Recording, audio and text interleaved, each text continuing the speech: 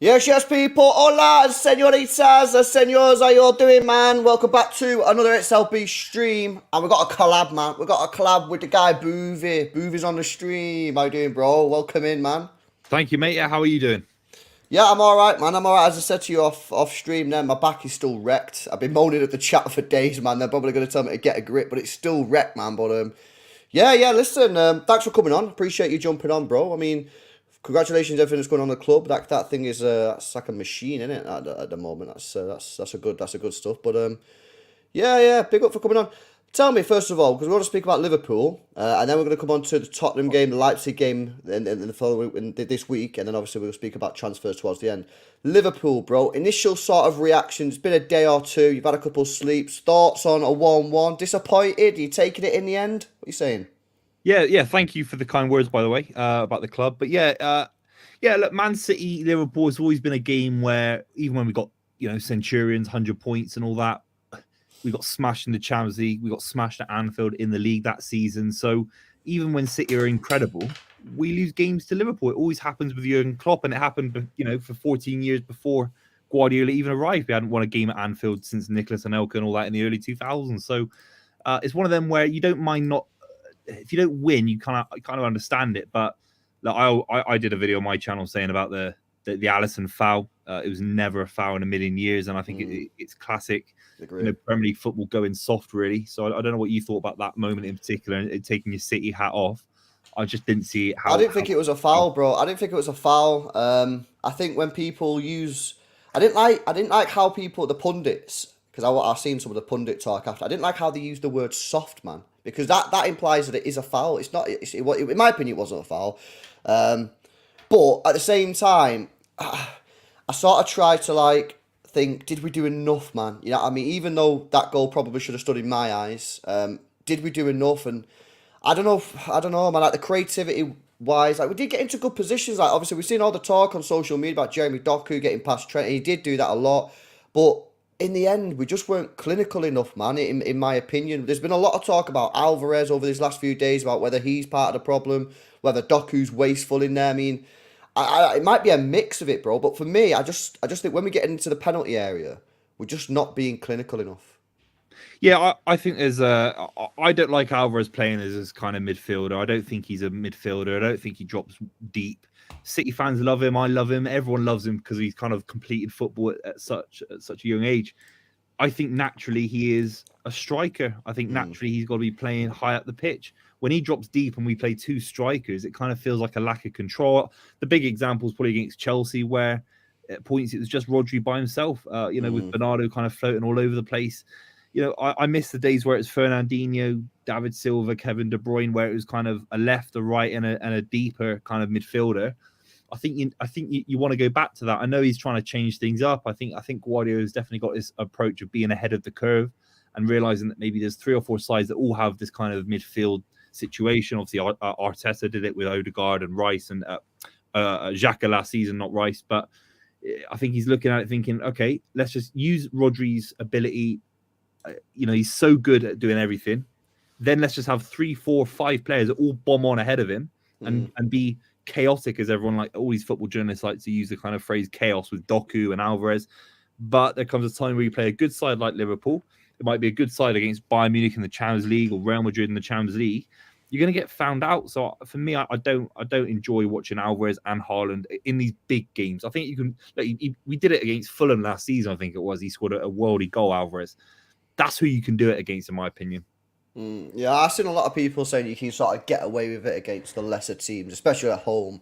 But when you start to play better opposition, and they're making you work for it a little bit better, and obviously chances are more at a premium, of course, because you're playing a better team. So therefore, you're not going to have as many shots. You need to be more clinical, and yeah, I agree. And I mean, listen, people keep on saying, why does he keep on playing Alvarez in there? For me, I'd be playing Foden in that space. Yeah, I'd be playing probably Bernardo Silva on the right, although you could play Doku and play Grealish on the left. That's sort of the base. If you play Bernardo on the right, which obviously he played fantastic on the right hand side in the Champions League towards the end of last season, and then you play Rico Lewis in the middle. So then you could have Rodri, Rico Lewis, Foden, or Rodri Nunes, Foden, whoever. Rico Lewis or Nunes, up to you really. And then have Grealish or Doku on the left, or just Grealish, Haaland up top, and then obviously Bernardo or Doku again on the right side. Depends on how you want to play it. But for me, we've got to get more creativity in that midfield. Obviously, we're hearing news today that Kevin De Bruyne's going to be back in January. So I don't know what's gone on there, man, because Pep Guardiola was speaking about a month ago saying, "Oh, he'll be back soon," and now it's back to the original January thing. So yeah, I mean, I don't know. I think the problem that we've got, in my opinion, BUVEY, right? Because people keep on saying to me, "Why does Alvarez keep playing in the midfield?" It's because if he doesn't play in midfield, he's not going to play. And I think City are in this weird position where we've got two mint strikers, but one of them is just not quite as good as Haaland, which is Alvarez. And if you don't play him, he's not just going to accept being on the bench, is he, every single game? And he'll probably knock on the door and say he wants to leave. So my personal opinion is I think we're forcing him into the team just to play him. I don't know what your take is on that. Yeah, I think it's spot on. I ultimately, I think Guardiola is the reason he's the best manager in the world, and City fans will know more than anyone else because of, we've seen, Ruben Diaz, for example, not playing football matches in December and January last season, could barely get a game, and he was fully fit because he was getting rested for March, for April, for May, where he was basically unplayable. He's the best centre back in Europe and I still think he is, but back then he was incredible. But he was given that platform to be that player because of how Guardiola rested him. My only thought with Alvarez and all these other midfielders is he's still figuring out what the business end of the season looks like. I don't think there's any world where Alvarez, Haaland, all play with Doku. There's no way City do that in the crunch games and in FA Cup semi-finals, quarter-finals, Champions League knockout games. So I think he's just testing it. I think he's experimenting. And I think eventually it will come back to a Kovacic/Bernardo Silva midfield with De Bruyne, with Rodri. And I think you get in the minutes, you kind of blow sides away. I think he went to Stamford Bridge. I think he played against Liverpool thinking City would blow both those sides away. It didn't happen, and that was an issue where I think now at the back end of next calendar year of next season, of this season, at the end of this season, he'll have to change things 100%. Yeah, I think actually you said something similar yesterday on a stream in that, Pep will probably just keep on changing little things here or there until he finds that one system. It might be the system that we played last year, you know what I mean, which is obviously just a different personnel with Gundogan not being there anymore. It might be a completely new system, who knows? But he's basically just trying to get through this period. And this is what I said at the start of the season when Kevin De Bruyne got injured and people was like, "Oh, we're muddied." I said, well, I don't need City to be top of the league right now. Just don't fall too far away. And then when we start the engines in January, February time, what we usually do, and Kevin De Bruyne's back into the side, then we can kick on with a different sort of system. I'd also say, right, we've played half the season with no John Stones, who's obviously critical to the way that we move the ball forward and dominate that midfield. We're not able to get that overload in midfield when he's not in the side. Rodri was missing for a couple of games. I've no Kevin De Bruyne. Do you know what I mean? And obviously, people were saying Haaland was out of form earlier on in the season. So I think we're doing pretty well based on where we are at the moment. Just things obviously maybe need slight tweaks. But I think obviously Pep Guardiola will do that. And you probably are right. As we go through the season and get into 2024, I do think we'll see maybe us revert to sort of how we was playing last year, in my personal opinion. Other than that, though, I thought we was a lot better than Liverpool, which I'm kind of buzzing about because they're obviously one of our main rivals. Anything else, really? Any other takeaways from the game against Liverpool at weekend, bro? It's a hard one. I still think there's an issue with control. Like we talked about it with Alvarez dropping in there and not thinking. I think we both agree we don't think he's that kind of player that can play in midfield. He is a striker being asked to play out of position. But I still think there's an aspect of control that I'm not seeing from City. I like the high possession from the David Silva era, from the Centurion era. Even last season, we grind through games, and I think the reason we won the Champions League, we won the FA Cup, in particular those two cup competitions, is because of resilience and having this physical kind of domination and having four centre-backs play. We all know about that. There's also this kind of control, and it was, the Inter Milan game, it was a little bit boring, and that's what City wanted. City wanted it to be boring. It wasn't end to end. I know Lukaku had moments at the end of the game, but City are going to do well this season by being a little bit dry, a little bit more boring, and keeping the ball better. And I think we gave Liverpool the opportunity to get back in the game because we didn't keep the ball as well as we have done. We don't have those players. That Kovacic isn't available at the moment. Obviously, it looks like he trained today, which is obviously really good news. But the Riyad Mahrez of the world, the Ilkay Gundogan's. These have gone, and we've replaced him with Nunes, who I think's come in. I don't think he's been very good, to be honest, and I think things will change. Hopefully, he's a talented player. He loses the ball a lot from what I've seen. Calvin Phillips is someone that can definitely keep the ball and keep things ticking over. Obviously, he's not trusted in a million years, and I don't think he was good enough against Newcastle in the League Cup. So really, we don't have that midfield yet to really control games against these big sides. That's for me, though, bro. That's trying to win the Champions League again. Yeah, that's for me why I mentioned John Stones before, because he's played 4 Premier League games this season. Well, actually, he started 3. He come on against Arsenal, but he wasn't really fit in that game, to be honest with you. The 3 games that he started, 2-1 against Brighton, win. United 3-0 and Bournemouth 6-1. Three wins in a row. But then obviously, he got injured again, which is really frustrating. I can't stress enough, from my point of view, how just important John Stones is to this team, because he just allows us to dominate that midfield, because you get that extra man in. And listen, I think Akanji's been doing an all right job. You know what I mean? It costs 15 million quid, which in today's money is just absolute nothing, right? He's coming in.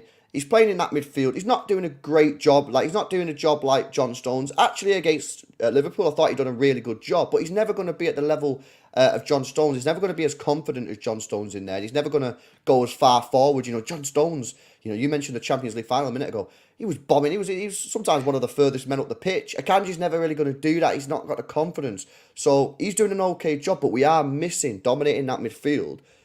He's obviously back in training. I think we should be really, really careful about bringing him back. I mean, maybe, I don't know your take. Me personally, I wouldn't play him against Leipzig tomorrow night. I just don't think it's worth the risk. Yes, it's a big game. It's important that we don't lose. But for me, he's so important to our team, bro, that if he was to get injured again, it's just like, fuck's sake. Because I think we can manage without Kevin De Bruyne. I think we've got enough creativity now with Foden, if he plays Foden in the middle. And I think, was it 2019? De Bruyne played like 900 minutes. We still won the league. So I think we can still win the league without De Bruyne. But Stones is so important, especially with the loss of Gundogan, that I think that's crucial. Yeah, no, I think Rodri and John Stones are the 2 big ones. Obviously, Haaland getting goals last season was everything for us. Bernardo Silva, obviously, to win a treble, you have to have 99% of your playing squad all performing 8 out of 10. That's the reality. But I think John Stones, you're spot on. I think Rodri just above John Stones. I think obviously I'm on my channel on the club, we talk about other sides in terms of Arsenal and Liverpool for winning the Premier League, and then the Real Madrids of the world with Bellingham will be looking at how to get the Champions League back to their city.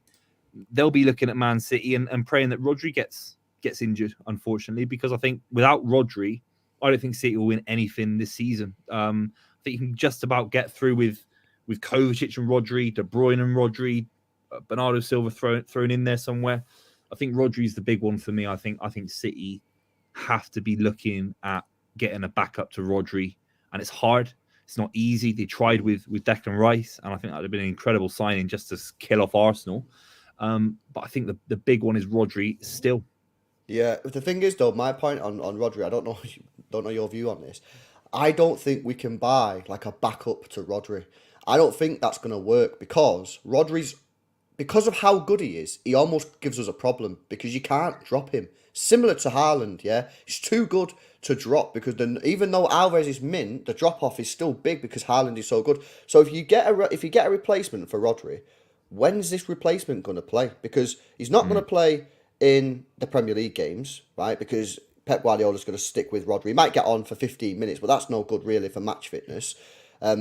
FA Cup doesn't start until the following year, like in terms of calendar year, so that's 4 or 5 months without playing. Carabao Cup, anything could happen. You could be out in game 1, you could make it to the final, great. And the Champions League, he still takes the Champions League quite seriously. Let's say, okay, best case scenario, he says to Rodri, it's never going to happen. You're not playing in any of the group stages because you don't need to. I'm going to play. That's 6. Give him a couple Carabao Cup games. That's 8. I just don't see it work. So for me personally, this is what I've been saying. If we want like a replacement for Rodri or a backup for Rodri, I think you need to buy a midfielder who plays next to Rodri, who can also deputise in the 6th position when Rodri's injured. And the most annoying thing is, BUVEY, we had this player at the football club and then we let him go in Ilkay Gundogan because we were silly. I don't know if you could do it defensively, though. I think they tried for to do a couple it of games, Calvin bro. Phillips. You think so? Yeah, I think the signing of Calvin Phillips. Look, all my mates would say, look, Calvin Phillips was brought in, dominating the market. It was City spending all this money. I thought, no, actually, I as City's fans, we saw this kind of progression from. It used to be when Pep first came in, it was Fernandinho at the base of midfield by himself, David Silva, Kevin De Bruyne bombing forward. We're seeing now it was Rodri and Rico Lewis at points. It was Rodri and Ilkay Gundogan. I think Calvin Phillips was brought in to do exactly what you just said. I thought Calvin Phillips was brought in, and at big game moments last season, if things had gone right, obviously they haven't gone right, unfortunately, because of a mixture of things that we can talk about if you want. But I think Calvin Phillips was going to play alongside Rodri in big games if he'd hit the ground running. And then you have De Bruyne floating. I think that kind of the three centre backs with two midfielders, that kind of group of five that we saw with City when they defend. Rico Lewis has done it, especially I'm thinking of the Chelsea game in the FA Cup last season, for example. These kind of big defenders that pop into midfield, I think he thought Calvin Phillips could do that and cover ground defensively as well. And obviously it hasn't worked. So I think Calvin Phillips was that guy, a bit like with Partey, Declan Rice all playing, having this kind of physicality. I think Calvin Phillips was going to be that answer for Guardiola. Obviously, just it wasn't. Yeah, no, yeah. I mean, the Phillips thing, I never really rated him, to be honest with you, even when we signed him. But you probably are right. That's probably one of the reasons he was brought in. And in fact, I said the same thing last year. I said I thought City, especially in the Champions League towards the end, would go to sort of a double pivot with maybe Phillips and Rodri. Obviously, in the end, we didn't really, and Gundogan sort of did something similar. But that is a problem that City are going to have to address. We can't just keep relying on Rodri because, like you say, if you take him out the team, we are just a completely different team, and not for the better, obviously. Guys, make sure you are hitting the thumbs up button, man. We've got nearly 300 people tuned in already. Let's get those likes up, man. We just got past 100. Let's see if we can get to 150. 50 people hit the thumbs up button for us, man. Big up to MMC. Says, Foden has sacrificed enough. It's not his job to keep Alvarez happy. If things remain the same, he should put in a transfer request next season. Jeez, yeah. I mean, hopefully, hopefully that doesn't happen, bro. But I agree with the point that I want to see Foden in the midfield. Yeah, Foden is a midfielder. Seen him in the academy. That's where he played in the midfield. He does an okay job out on the right hand side, but I want to see him in that midfield. BUVEY, big week ahead, innit? A huge week ahead. We got Leipzig coming up tomorrow. Correct me if I'm wrong. Is it like a must not lose? I don't think we have to win, but do we have to just not lose the game? Is that right? I think it's one of them. Yeah, we're basically through, aren't we? Yeah. And then obviously Spurs coming up at the weekend. Spurs now, yeah, I mean, the wheels are falling off a little bit there, aren't they, with Ange Postecoglou? I mean, how big is this week? 2 draws in the Premier League for City. It's important that we get back to winning ways, isn't it? Yeah, the Spurs one is massive because they should be getting beat by City. I think they're really poor in the last few weeks. And I was saying they were amazing before that. So football opinions change based on injuries. That's just the way it goes.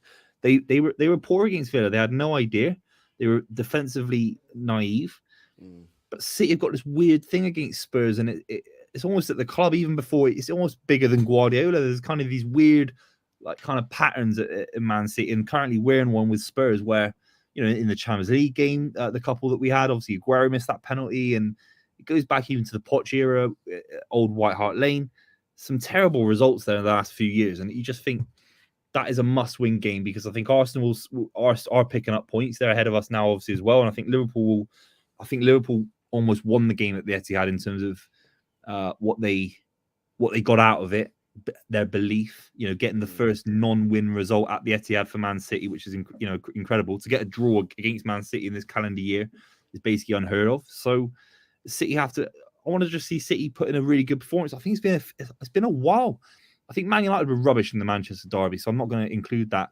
It's been, I think, maybe Brighton at home in October was a great performance, but Brighton not great. They're not a great side at the moment in terms of form. I know they beat Forest, but I want to see City absolutely smash these lot. And Ange Postecoglou is annoying anyway. All right, mate. He always says mate, doesn't he? Yeah, no, I mean, I agree. I'm looking at City's results, right? I mean, Bournemouth was a good performance, but obviously it is against Bournemouth and it is at home, and typically we do smash them every year anyway. I mean, I'm looking back at it's just the last probably good performance, like one that I can properly remember is like, yeah, I think that was pretty good. Maybe Leipzig away. I think that was a pretty good performance against a good team. Obviously young boys have played well, but again, how good are they really? I don't think they had a single shot in the whole game at the Etihad, so I'm not really putting them as like a good sort of opposition. So we've not played very well, but I mean, if I get that team up, that Leipzig team, that day we started. This was our team. According to transfer market, we had Edison, Walker, Akanji, Diaz, Gvardiol. The midfield was Roderick, Foden, Lewis. Grealish left wing, Bernardo right wing, Haaland up front. And Rico, Lewis, Foden, and Rodri. I want to see that going forward. That's what I said to you before. I think that's our most fluid midfield. Rico Lewis, I think that you're not going to get like a mint performance from him sort of defensively because he is still very young and he's not the strongest guy. But that's going to come with time. Can't really criticise him for that. That's just human nature. He'll grow with that in time. But it's so fluid. Foden's got the creativity, being in that midfield, going wherever he wants. And actually, Rico Lewis is pretty good going forward as well. For me, that would be my midfield. If you want to swap Lewis out for Nunes for a little bit more physicality, you can do. But I still don't really understand what Nunes is here for, in my personal opinion. I think he's a good player. I don't really know why we signed him. But that midfield for me, yeah, I think that's our best midfield right now for creativity-wise. For Spurs, you mean? For the Spurs Yeah, game? play against Spurs, man. You know what I mean? Yeah. Rico Lewis. I think something that we're still doing as City fans is like, Rico Lewis. He's been thrown into big games. He played at Leipzig. He played at Arsenal. He's one of the better players against Arsenal as well. For me, I just think I've got to come over this thing of, he's only 18. Oh, he's 19 now, whatever. He's only 18, 19. Maybe this isn't... He's what's that saying? Like, age don't matter if you're good enough, yeah? And Rico Lewis, for me, is good enough. And he in my opinion, he benefits our midfield. So I'd play him. I'd play him with Foden and Rodri in behind. Yeah, I really like that. Yeah, I think for me, I think Kovacic has still got that name to be starting the big games moving forward when he's fit. But if we're talking about Spurs, we're playing them this weekend. I think you play him flat alongside Rodri and have that base, and then get Foden, get Bernardo tucked in from the wing maybe. I want to see Jack Grealish back. I know he kind of had an illness against Liverpool, and pat the midfield against Spurs, and then have just Haaland by himself. I drop Alvarez for sure, and just get Haaland scoring again. I actually think Haaland plays better when he's not with Alvarez. Maybe the numbers don't back me up on that. I don't know what the stats say, but I think Haaland's better when he's got midfielders driving things into the box. I think when Alvarez and Haaland are both playing, I think they both weaken each other's game. Yeah, no, I think you're right. I mean, that is... I don't even think you need to check the stats. I think that's just like... You're probably right, just because Haaland will be better with a creative midfielder, i.e. Kevin De Bruyne or Phil Foden, rather than a striker, because... it sounds like we're getting on to Alvarez, and it sounds like a lot of City fans are. It's not. It's just that he's not a midfielder. And at the start of the season, we was winning games, but I still remember saying... Even when we was winning and he was scoring goals, I still remember saying in like match reviews and shit, like, oh yeah, like he didn't really do too much, but he got the goal, so how can you drop him?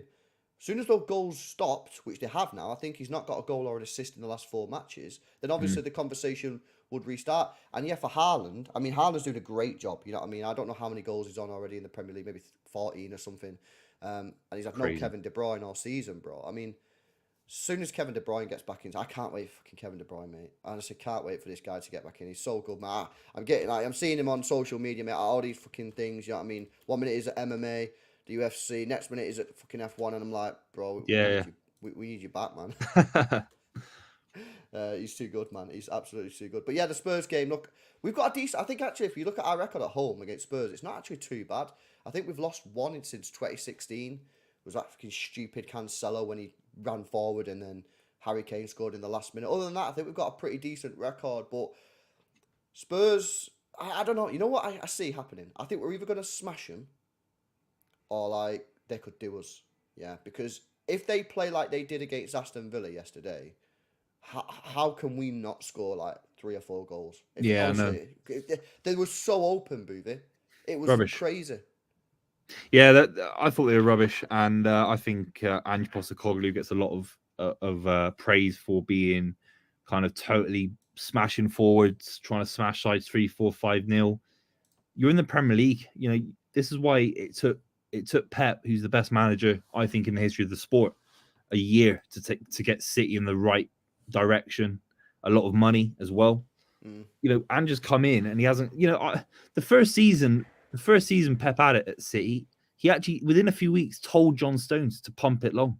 He told Mm. Otamendi, Fernandinho, these guys to pump it long in defensive positions. He adapted very, very quickly after a couple of really poor performances in the first few months. So Ange has to do that. If Guardiola has to do it for City, and then he went on to be, one of the best managers in the Premier League era already, Guardiola, he's only been here 6-7 years. Then I think Ange Postecoglou, with such a delicate situation at Spurs, they're a side that aren't even in Europe, and they should be really with the money, the stadium. He's got to just say, against City, we're gonna have to just pump it long and sit deep. We can't, they can't afford to be playing a high line against City. It'd be crazy. I know, but he comes across as like so stubborn, which, some of the best managers of all time are stubborn. But I just don't see a way if Spurs play the open game that they've been playing.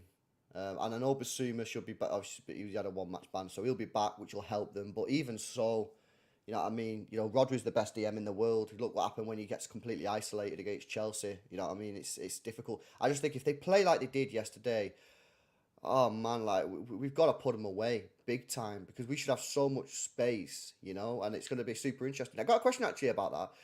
Would you go Grealish, or what's your take on the Grealish versus Doku thing? Because this is again another sort of debate City fans are having. Team Grealish, Team Doku. Are you team one of them? Do you think it shouldn't be like that? Do you think we should just be happy we've got both? Like, where are you at with the Grealish Doku? No, obviously we're lucky to have both. I think as a world, you could play Grealish on the left, Doku on the right when you need to. I know you want inverted players. Sometimes you can run into midfield and you can all face each other to link up play. I get that, but Grealish is the one that starts. If the Champions League final was tomorrow, I think he'd start for City. His experience, his nous, the energy he even gives to City fans in the stadium when he's tracking back, when he's putting in big challenges. You want someone like Grealish on your side every day of the week. And Doku's still a little bit rusty. There are moments where he gives the ball away. Against Liverpool, for example, he's going to make great TikTok highlights. He's going to make great conversation within City fan groups. I'm getting a lot of it myself, and I love him. I think he's exactly what football's all about, running and beating people. But how many chances did Doku directly create against Liverpool that we scored? I still think City are trying to figure out how to use Doku in the right way. The runs that players are making off of him still aren't there yet. I think Haaland should have probably scored 3 or 4 or 5 more goals in the league already this season if his understanding of Doku's running was better, which it isn't because he's a brand new signing. So for me, it's Grealish all day long that should be starting against Spurs. We aren't keeping the ball well enough, and I don't see Grealish as a winger. He plays in the wing position. He's a midfielder, in my opinion, that kind of plays as a forward thinker. Play Grealish against Spurs, keep the ball and keep the pressure on them. Yeah, no, I like having both players, because one thing that we had last year what we didn't have last year was a lack of options on the wing, and I remember saying in the summer last year, that because we got rid of Sterling, we got rid of Jesus, so we have obviously Sane went the year or two before, so we had no fast players, and I remember saying in the summer, I don't think it'll impact the outcome of the season in terms of trophies, right? But individual games, not having optionality, that's not great. Now we've got Doku, great. We've got options. You've got Grealish on the left, or you can have Doku. You've got 2 different options there. You can play Doku obviously on the right hand side, which again is great. Or you got Foden, you got Bernardo Silva. Having those different options, you know what I mean? Because again, against the smaller teams, against the lesser clubs, at home, away, when they just sit back on the edge of the box and it's a snooze fest. It's just like, can we break them down? I'm looking at someone like Doku taking a player on, breaking the lines. But in the big games, like against Liverpool, I wanted Grealish to play, man. You know what I mean? I would have gone Grealish, even though Doku did really well against Bournemouth only 3 weeks ago, getting 5 goal involvements or whatever. Grealish is so crucial in them big games, so crucial. And Champions League, you better believe, as soon as we get into those knockout stages and we're drawing the big teams, Grealish is one of the first names on the team sheet. Some people might not like that, but it is absolutely true. He's so crucial because you go through periods of the game, right? Especially when you play a decent team where you are going to go through rough parts. You're not just going to dominate possession for 90 minutes, and that happened against Liverpool. Whereas what you can do is if you've got someone like Grealish on, you can minimise those periods because as soon as you get the ball, if you just give it to Grealish, he'll take the ball up the pitch and he'll hold the ball for you. He'll win you a free kick. Boom! All of a sudden, pressure off. Whereas the more sort of flair players, the Sterlings, the Sanes, the Dokus, when they get the ball, they're not as good at keeping the ball, and therefore they'll lose it. They'll try and take a player on or whatever, or stray pass, lose it, pressure straight back on you. So Grealish is so important. I don't think he's fully understood by a lot of people. I don't think he's fully appreciated. My opinion is that yes, he still needs to improve his goals and his assists output. I still think that's quite low for the amount of minutes that he plays. But it's just so important, BUVEY, mate. It's so important to this team, and I think we really missed him against Liverpool. I think we really missed him. Yeah, I think we did. Unfortunately, he had the illness because I think a lot of City fans were worried that he wasn't kind of part of the squad for any other reason. But I think we're still early in the season for Grealish. We don't need Grealish to be influencing games. He's a very technical player. He's a very gifted player. You need him in April. You need him in March. So I don't mind him being kind of rotated, rested, whatever you want to call it, because I think he'll come good in February. I think he'll come good in March. Maybe Doku is that kind of ammunition where you blow Bournemouth away, you blow Brighton away, while you're figuring out the other aspects of your side, while you're figuring out, is Gvardiol the right left back for us in the big games moving forward? At the moment, I think he is. But all these decisions that you have to make in terms of Kyle Walker, in terms of Kovacic coming in with Rico Lewis, all this, especially things we've just been talking about, the midfield, solution for Guardiola. I think it all comes down to, do you play Doku now and then figure all those things out why you play Doku? He gives you all those kind of direct goal involvements, and then you can tweak it come March, April. I think that's how we won the treble, because of that kind of we weren't smashed before the World Cup in Qatar. We weren't smashing sides. We lost to Brentford, had some really average performances. We were lucky, I think, we didn't actually play Arsenal because of obviously it was the Queen passing and all that as well that delayed it, as well as the World Cup. So by the time we played Arsenal, including the FA Cup game, we had this fresh side. We had this side that were all kind of felt new. It felt brand new, and maybe Guardiola's trying to do that again. January it might be a whole different City side we're talking about. Yeah, absolutely.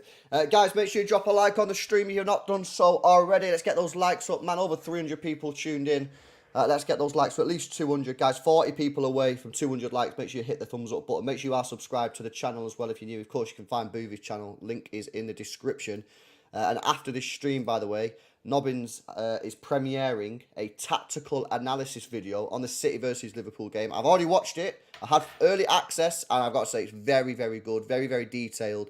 This stream will automatically redirect you over there, so make sure you go check that out. BUVEY, I want to get your opinion, on Liverpool versus Arsenal in terms of who is more likely to seriously challenge City, because I put my hands up, right? Although I don't know if I have to put my hands up, but I will put my hands up to say I've flip-flopped on this a lot this season. I think that's just me being honest, but some people think it's bad.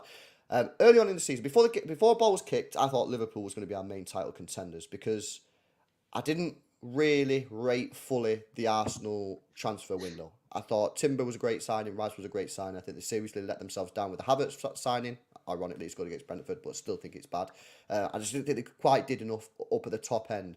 With Liverpool, whilst I still think their midfield is lacking, and maybe they need defensive replacements as well, their attack is so good.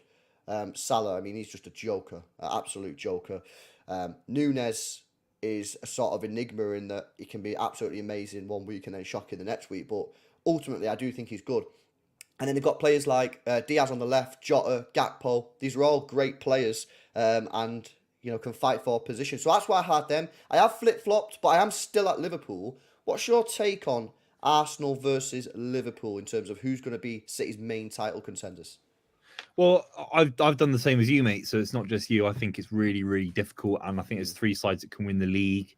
And if you throw in a wild card with Aston Villa or Spurs or even a Man United that are gaining traction, then there's probably four sides that can win the Champions League, the Premier League, which is crazy. I think Arsenal got a better defense than Liverpool. They got one of the best defensive records in Europe this season. They're miserly at the back. They got so many options. They got the Tomiyasu, Ben White, Saliba. I include Timber in that. When he's back, he'll be a major player. I think he's a really, really talented player. And then Declan Rice offers more protection for that back line than I think Partey does in terms of how good he is, literally clearing one off the line against Brentford on the weekend. So they got a better defensive ability than Liverpool. I still think Liverpool are very vulnerable. I think City should have put 2 or 3 past them on the weekend. It didn't happen. And what happens if you don't put Liverpool away? They got the other end and they got world-class quality. Trent's world-class on the ball. Salah's world-class. I think Nunez is an unbelievable player. And Diaz as well. You throw in Jota and Gakpo, and suddenly it's like they got the experience of winning the league. They're the only side to have won it in the last 6 years that isn't City. They've got the best keeper in the world. They've got one of the best defenders the league's ever seen in Van Dijk, still playing back to a good level. Then they've got Jurgen Klopp, one of the best managers the league's ever seen. I think that's more than Arsenal. I think that's more strings to their bow than I think Arsenal have got. I agree. And you know what? I keep saying this, right? Arsenal fans don't like it, but I don't think what Arsenal have done this year, Arteta, I don't think what he's done this year is good. I think Arsenal last year, I'm interested to hear your take. Arsenal, for me, were more scary last year, right? Because whilst, okay, they might have been a little bit more vulnerable at the back, they were so scary going forward. Every time the ball went into Odegaard, Martinelli, Saka, you thought they're going to score here. Or even Xhaka, because he was getting goals and assists last year. You thought they're going to score here. Every time. Now, I look at them, yeah, they don't look like they're going to concede goals, but we all know in football, you're still going to concede goals, even if you've got a great defence, right? Because that's how football works. When they hit the ball forward now, I just don't think that they look anywhere near as threatening as last season. And I think what he's done, Arteta, he's took the best part about Arsenal last year, which was just their attack, and just turned it right down in order to compensate for his defence, which wasn't really that bad last year, if we're being honest. Was it really that bad? I mean, it wasn't the best. It wasn't Mourinho Chelsea team, right? But it wasn't terrible. Do you know what I mean? And if you look at the games where, the Southampton game, for example, mistakes against Southampton for Arsenal. It wasn't just like they crumbled defensively. Yes, they needed to tighten up ever so slightly, but I think the Rice signing would have done that anyway. Just by bringing Rice into the team, I think that would have helped him. And the experience, obviously, they didn't have Saliba. I don't think he needed to do Arteta what he's done this year, and I think he's made Arsenal almost worse by this. Funny we're saying that because they are still top of the table, but I don't think the way they're playing, I don't think is sustainable. And I think as we go through the season and go on and on and on, I think they'll drop points, and that's why I have Liverpool above them as my main title rivals. Yeah, no, I think there's a lot of validity to what you're saying. The only thing I don't think maybe that especially City fans or rival fans look at Arsenal. I think Arsenal are copying City's plan with players, with resting players, with getting through games in an ugly way. I think Arteta, obviously being part of the coaching staff at City as well, would definitely have looked at how, when City won with 98-point seasons, 100-point seasons, there were 10, 11 games in a row which were 1-0, 1-0, 1-0, 2-1. They were boring. They were side to side a little bit. Obviously, a lot of special results in the middle of that for City fans. Of course, high-scoring games, 7-2 against Stoke and all that. But the way Arsenal bottled the league last season was by having a lack of physicality, having a lack of grit in midfield, a lack of grit defensively, and being too susceptible to Saliba being injured. So I can see exactly what he's doing, because I think Arsenal started the season, they got nearly maximum points. They've only lost one game and a few draws.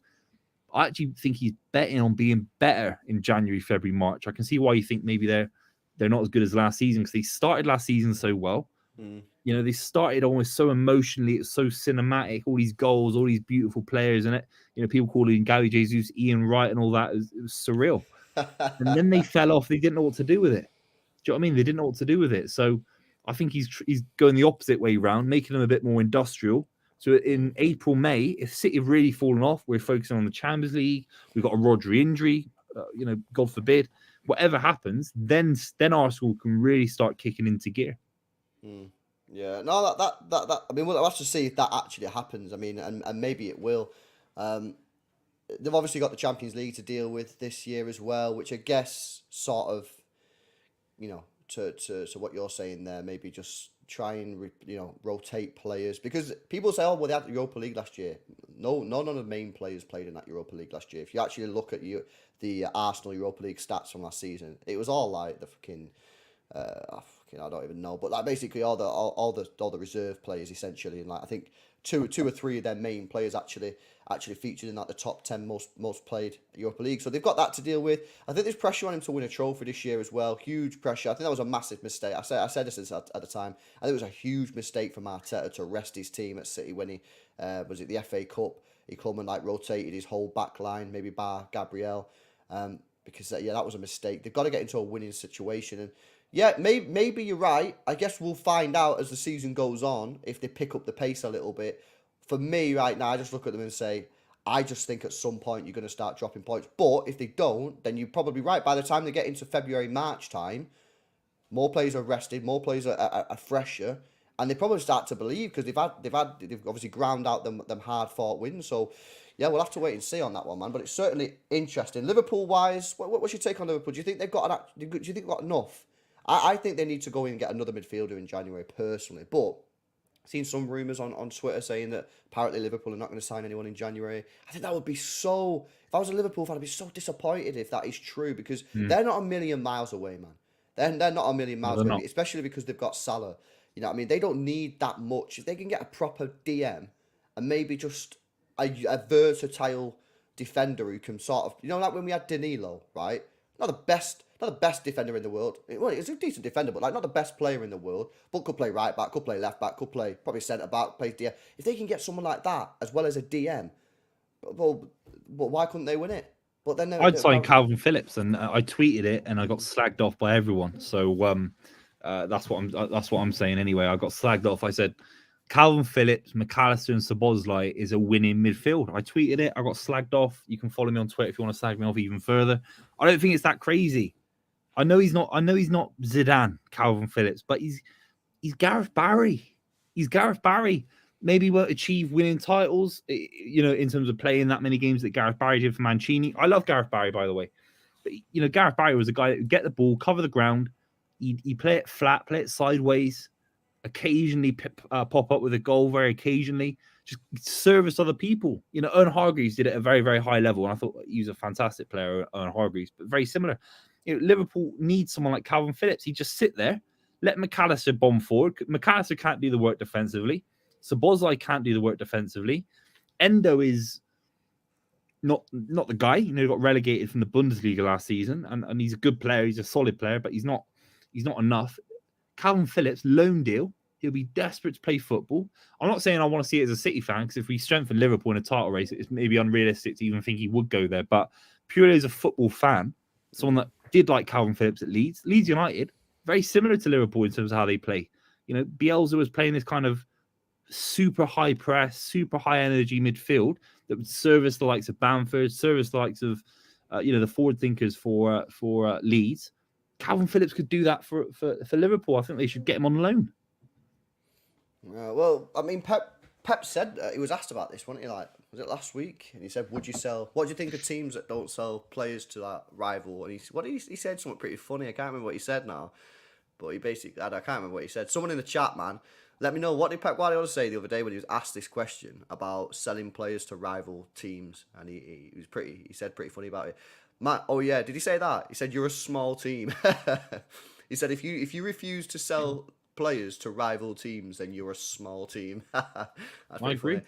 Yeah. Now the thing is with the Phillips thing, for me, I just think he's a bit slow, like physically slow. And I think that's why it's not worked out at City. I mean, you said earlier on, there was a couple of reasons why you think it's not worked out for Phillips. For me, I just think it's not worked out for him because I just think he's too slow. I think that is the only reason it's worked out, because ball, he's good on the ball, right? He's not a twat, you know what I mean? He comes across as a pretty good guy, you know what I mean? Everyone's always talking about him, how he's been this proper nice guy. He's played at high level for England and done very well, so it's not like he can't do it at the top level. Like, for me, it's just the fact that he's just too slow and he can't cover ground quick enough. I just don't see any. For me, that is literally it. I think there's nothing else. I think he's too slow. Do you see there's anything else? No, I don't think it's an attitude thing. I don't think it's about goals or anything like that. He's not needed for anything other than covering ground and giving the ball to other people. And I don't get it really. I think you're bang on. I think the Newcastle performance was really poor. And there was a moment where someone peeled off him in midfield for Newcastle. I don't know if it was Longstaff or someone just ran past him. I thought, wow, this guy. Even Rodri, when Rodri came to the league, even Fernandinho, Yaya Toure, I don't actually remember his first game at White Hart Lane. So sluggish. But they turned it around in a couple of months. And even if you do get beat in midfield, every great midfielder has been beaten in midfield. Vieira's been beaten. Kante's been beaten. It's just how you look getting beaten. It matters. And Calvin Phillips, when he gets beaten, he looks like he's really like 10 yards off. Do you know what I mean? So, yeah, I think it's spot on. Yeah, interested to see what do. I think he's defo gone in January though. He can't stay, man. He has to go and play for some football, and Yeah, where he'll go. And there was some links to him to Juventus. You know what I mean? So yeah. I'd say he'll get the money back. By the way, if we loan him out this January, so long as he doesn't absolutely stink the gaff out of the next place. He's only 27 years old. English tax, like we'll be getting 40 million quid for him easy. So it's not like we're gonna lose money on him. I wanted to ask you about a couple of players that City have been linked with before we wrap up. 5 or 10 minutes of the show, guys. So make sure you smash the like button if you've not done so already. With 3 likes, 3 people away from 200 likes, man. So make sure you hit the like button. Make sure you subscribe as well. BUVEY's links in the description. Let me ask you about a couple of players that City have been linked with and your sort of thoughts on them. First of all, Florian Wirtz, playing at Leverkusen right now under Xavi Alonso. Rumours that City and a couple of other teams were maybe interested in him last summer, but apparently, if you believe the rumours, he wanted to stay at Leverkusen for one more year because of the Euros, didn't want to be going to a team where he wasn't playing obviously week in, week out. Very attacking midfielder, has been seen to play on the wings now and again, gets a lot of goals this season. In fact, I'll get his updated stats, man, because I've not seen it for a couple of weeks. He's absolutely killing it on the stats. His stats this year, 18 games, 6 goals, 10 assists. He's 20 years old. He'll be 21 come the summer. He's got a contract until 2027. Rumoured price around 85 million euros. I mean, I guess you don't watch Bayer Leverkusen every week, but from what you have seen of him, any thoughts on him? Yeah, I watched I think you did a stream on him a few months ago about Wirtz, and I enjoyed that because I've never really watched him play. For me, I think there's this kind of we're linked to Paqueta, got Nunes, Kovacic came in, even though he's a deeper midfielder. I think City don't want to have too many floating midfielders that kind of aren't really unique in their position. Phil Foden's another one. 1 minute he's a right winger, next minute he's a left winger, then he's a midfielder. City could end up having, if Wirtz was to join, obviously City are linked to Musiala as well, and these kind of, these modern players that can play anywhere across the front line, especially if Bernardo was to, see out his new contract extension as well. I'm not a fan. Not because he's not technically gifted, and I've heard good things myself about him, but you don't want someone that's, for me, I think you want players that are just in their position, a bit more traditional. If De Bruyne's going to leave in a couple of years, goes to Al Nassr maybe, or wherever it is, get someone that's a proper playmaker, a Paqueta, someone who's more bold in that position. I think Wirtz is just a little bit maybe too versatile, if that makes sense. So you like, because the Paqueta thing was so annoying, man, because at first, when we first linked with him, I was like, I don't know if I want this guy, to be honest with you. And then the chat was like, nah, LB, you need to start actually like watching him play, and rather than just, because I think I was on a bit of a come down because we was linked with Bellingham, and then it sort of didn't happen. I was just like, oh, for fuck's sake. So I started watching it. I watched West Ham games. I watched the opening game of the season, West Ham, watching Paqueta, and he was mint. And every time I watch him, he's mint. And I was proper in for it. Then I was like, yes, get this guy across the line. And then these betting things come out. I was like, oh, for fuck's sake, man. But I actually really like him. But do you think, though, City going to go for him? Because City have got this 115 hanging over our heads. Like, do you think City will go for a player that's been alleged of basically, like, not cheating, but, like, like betting breaches? Is that not a great look, is it? But again, if he gets cleared, then why not? Do you think City would go for that? Yeah, I think City would sign him. I don't think they care about. I don't think they care about that betting stuff. If it is considered something that he doesn't get charged for, if he does, then obviously it's a whole different story. I don't think City would care about PR in that way, because I think ultimately a good player is a good player, and City are obviously very resolute about the charges themselves. So I don't think signing someone that's got charges against him in a different way would impact it. If he was the right player for the right price, they'd sign him. I think Nunes was that Paqueta replacement because of all those issues. He's not good enough. I don't think he's going to be good enough. It's crazy. I might be wrong. 40 mil, 50 mil, it's a lot of money. I think you almost maybe loan out Nunes next summer and bring in Paqueta, because I think Paqueta is everything. I think everything you want in a player. Total footballer, can do everything. I think he can add more goals to his game, but he's playing in a Moyes system. I love Paqueta. I think he's exactly what football's all about. So you just go for Paqueta then? You wouldn't be looking at the Wirtz, the Musialas of the world. You're on him for Paqueta. Musiala, if you can get him, I don't think he leaves Bayern Munich. I mean, the amount of players that leave Bayern Munich in their prime is very, very, very small. No one. I can't think of anyone that left Bayern Munich in their prime, really. Even Lewandowski, he left past his prime really for Barcelona. So if you can have anyone, you try and get Musiala, wouldn't you? Or you try and get one of the Real Madrid midfielders, maybe Tchouameni if he's not happy, for example. But I don't think any of those guys are realistic. But Paqueta for 50 million, it probably is. 50 million, yeah, but they're saying 100 million, man. Grim, innit? That's what they reckon the release clause is. But then, right, there's some people in my chat, yeah, when I say stuff like this, who are saying, should we as fans care? And this is a genuine question. Should we as fans care how much the player costs? Like, it doesn't come out of our pocket. So long as the club can afford it, so long as they can afford the payments and the wages, and they obviously feel that it's worth it. Obviously, they paid 100 million for Grealish. No one thought that was worth it, but obviously he's now won 2 Premier Leagues in a row, including a treble. Like, I don't know. Should we care?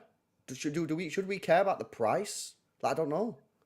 It's a weird mixture where I think City fans on some level don't care anyway about the success. The success is incredible. We're lucky. We're privileged to see it.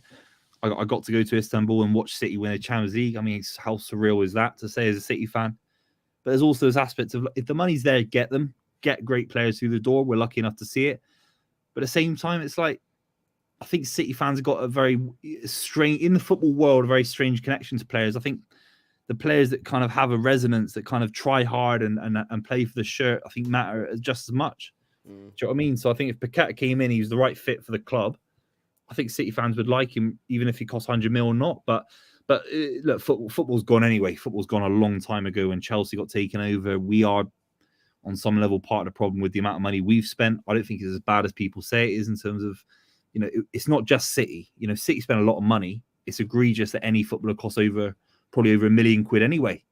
But City aren't the only ones being the problem in the transfer market, and I think we've been relatively modest in the last 5 to 10 years compared to where how it started with Kaká and Robinho and John Terry being linked and all that. But yeah, 100 mil for Paqueta, it's disgusting. It's crazy. Yeah, it is a bit of a madness. Nobbin says £85 million for a player Paqueta's quality in a market where Rice, Enzo, Caicedo are 100 million plus. That's a good deal. Yeah, I guess when you say it like that, it probably is. And one thing that I'd say about Paqueta is, guys, as well, that if you don't notice, is his off-the-ball work rate is phenomenal. He's that typical South American, never say die attitude. You know what I mean? He runs and runs and runs. And there was a moment, actually, tell the story all the time. I was watching TV, I had Sky Sports News on, right? Right inside of the TV, Sky Sports News has like stats and that. It was like 5 or 6 weeks into the Premier League, and it said most tackles. And Paqueta was number 1. And I thought, fucking hell, this guy actually, isn't just one of these, show players where he just gets the ball, tries a few tricks, you know what I mean? Something that, Neymar gets accused of quite a lot, you know what I mean? No, he's a very, very hard-working player. And you're right, that is something that City fans demand, you know what I mean? Especially the older fan base, you know what I mean? They want players who are going to run through a brick wall. And we've had some players at this football club that have not done that, and it's not ended very well for them. Paqueta, on the other hand, I think it would be a great signing. Would we go up to 100 million? Because that's apparently the release clause. Maybe, maybe not. If we can get him for 85, well, rumour has it that City were willing to pay 85 million in the summer. Yeah. So it's just about whether or not they'd be willing to sign a player that had betting sort of allegations made against him. If the guy gets cleared, then maybe they'll just go for him, you know what I mean? Because he'll just be like, I'm innocent, you know what I mean? Like, City are a legend, we are. Buzzing. Anything else that we need to speak about? I'm trying to think if there's anything else we need to cover, but I think that's pretty much it, man. Things are going well for us, man, innit? Things are going well for us. Even though we're at the top of the league. Yeah, exactly. We're lucky, man. What can we say? I've seen it all. What is there left to do? I mean, got to win the Club World Cup. Yeah, man.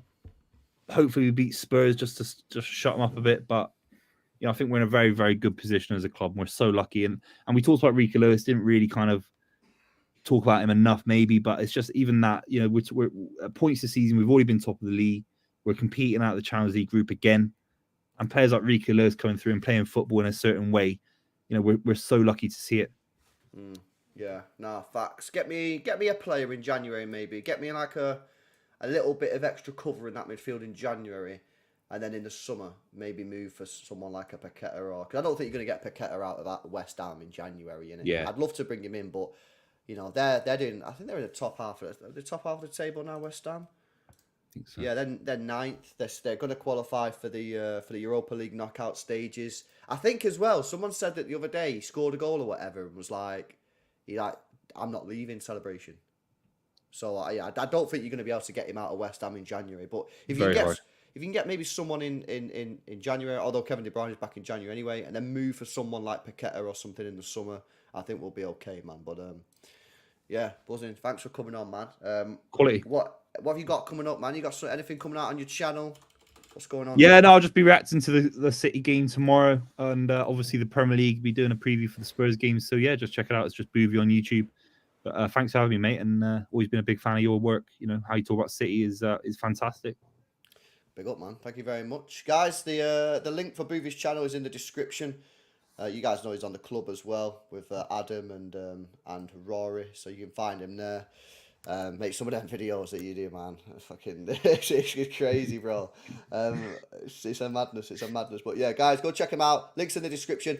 Nobbins has a video coming out right now. It's a tactical analysis. The guy's got one of those Sky Sports TV things, right, where he can like fucking touch shit and he can like. It's a madness. It's not like it's an upgrade on my tactical pad. I seen the video this morning or last night. Very, very good. Stream will automatically redirect you now, there, guys. So make sure you go show him some love on his video. And other than that, smash a like, subscribe to the channel if you do, and I'll catch you in the next one. See you in a bit.